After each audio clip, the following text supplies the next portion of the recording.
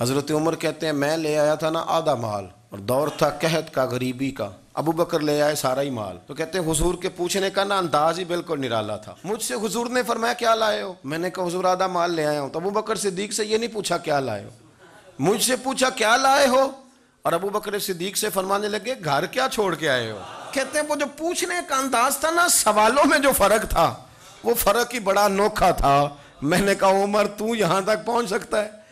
یہ تو بڑا لمبا چوڑا کھاتا ہے، تو کیسے پہنچے گا؟ حضور کے پوچھنے کا انداز، مجھ سے پوچھا کیا لائے ہو، اور ابو بکر صدیق سے فرمانے لگے گھر کیا۔ کہتے ہیں وہ بھی بڑے سیانے تھے، انہوں نے یہ نہیں کہا حضور سارے لے آئے ہوں، یہ نہیں کہا کہ حضور گھر خالی چھوڑا ہے۔ کہنے لگے حضور میں کوئی لوارث تو نہیں نا، میں کوئی کنگال تو نہیں نا، رسول اللہ کا ماننے والا ہوں، کیا گھر چھوڑ کے آئے ہو؟ تو کہنے لگے حضور گھر اللہ چھوڑ آیا ہوں اور اللہ کا رسول چھوڑ کے آیا ہوں۔ حضور بھرا ہوا ہے میرا گھر، بھرے ہوئے ہیں میرے خزانے، میں کو کنگال ہوں؟ میں محبوب کریم کا غلام، بھرا ہوا گھر چھوڑ کے آیا ہوں، خدا بھی میرے گھر میں اور رسول خدا بھی۔ کہنے لگے سونےاں جس پر آپ کی نظر کرم ہو، جس کو یہ خزانہ ملے کہ ساری کائنات جس رسول کے لیے بنی اور جس کے لیے انبیاء دعائیں مانگیں کہ اے اللہ ہمیں ان کی امت میں بنا دے، فرمایا ساری دنیا جن کے لیے بنی، غار ثور میں اس محبوب کو 3 دن تو میں نے گود میں سلایا ہے۔ جن کے لیے سارا کچھ بنا وہ سارا خزانہ تو میری گود میں ہے، تو حضور میں کوئی کنگال تو نہیں نا، وہ سارا کچھ تو میرے پاس۔ حضرت رومی نے لکھا ہے کہ صحابہ جب عشق میں جاتے تھے تو وجد بھی کرتے تھے، لیکن یہ بھی اس کو ہوتا ہے نا جس کا کوئی ہو۔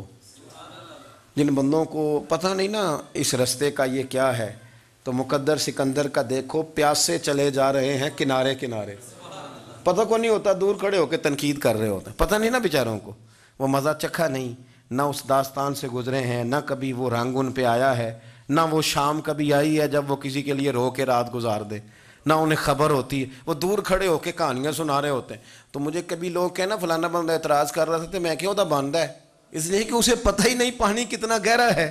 حضرت ابو بکر صدیق 3 دن نبی پاک کو 3 دن غار ثور میں اکیلے تھے، دوسرا کوئی شریک نہیں تھا، یہ کسی اور کے حصے میں نہیں آیا، کسی کے حصے میں نہیں آیا، اور 3 دن وہاں اکیلے رہے، اور پھر 12 سال قبر انور میں۔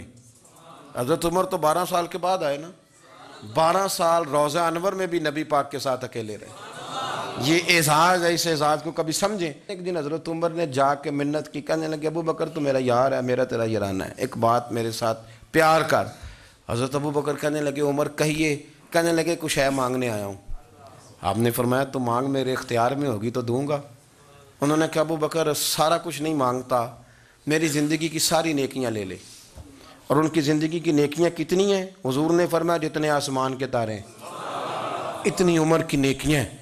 فرمایا میری زندگی کی ساری نیکیاں لے لے، وہ غار ثور میں تو 3 دن حضور کے ساتھ رہا ہے نا، ان میں سے 1 رات مجھے دے دے، ساری تیری نیکیاں ان میں سے 1 رات مجھے دے دے۔ تو حضرت ابو بکر صدیق فرمانے لگے میں نے تجھے کہا تھا میرے اختیار میں ہوگا تو میں دے دوں گا، یہ میرے اختیار میں ہی نہیں، یہ میرے اختیار والا کام، اور تجھے میں نے کہا تھا کہ کچھ ہے مانگ لے، تو نے تو میرا کل سرمایہ ہی مانگنا شروع کر دیا۔